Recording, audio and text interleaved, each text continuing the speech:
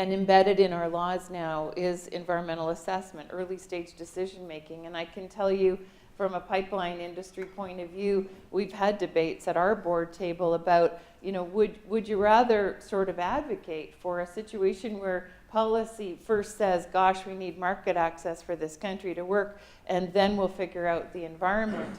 And in fact, I can tell you without exception, our executives all said, no, we need to know that that environmental assessment was done early stage, embedded in the kinds of things we talk to stakeholders about, embedded in what we take to regulators, and decisions will include the outcomes of that. So I'm sharing those examples because clearly it is very tricky to get absolute aligned policy that's balanced, but we really need that. And for Canada to be successful, right now we're seeing some real challenges, clearly, with respect to some of our tidal provinces, if you will, and various conditions set forth, including the latest from both Ontario and Quebec with respect to 7 conditions, including, in their case, a similar kind of expectation to that which the State Department is playing out right now on show me that these developments will not increase overall GHG emissions in the country.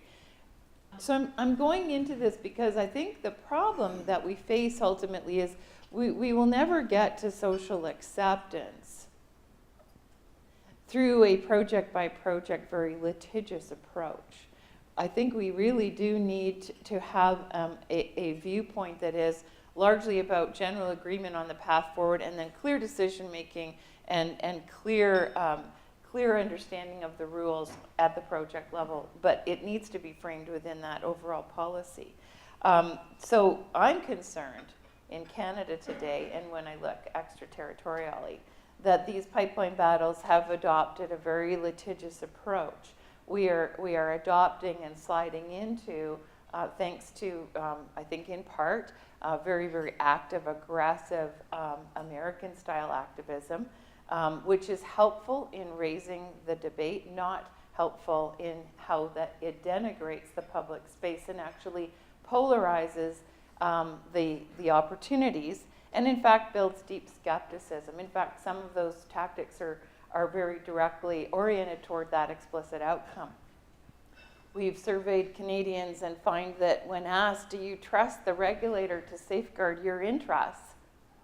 Only 1/3 say yes. And that is a very, very dangerous place to be in a country where we have traditionally counted on peace, order, and good governments, and we have traditionally counted on accommodation and trust. So even though across the full life cycle of projects and energy developments, spanning several generations at any given turn, there is continual improvement, and we need to get better as we go along. But we do have a real challenge ahead.